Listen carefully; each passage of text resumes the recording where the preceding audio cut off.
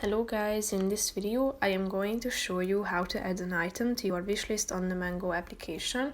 But first I just want to mention, don't forget to subscribe to my channel because at 10,000 subscribers I am going to show you my whole YouTube revenue statistics and growth strategy, how to make money online. So let's jump into it. First of all, open the application on your phone. After that, select a product either from the home page or the search section to find the product that you want to add to your wishlist. And after checking it out, tap on this heart icon in the right side of the screen. As you can see at the top, it says that the item has been added to the wishlist. So go back to the previous section, and after that click on this heart icon down below, which is the fourth option.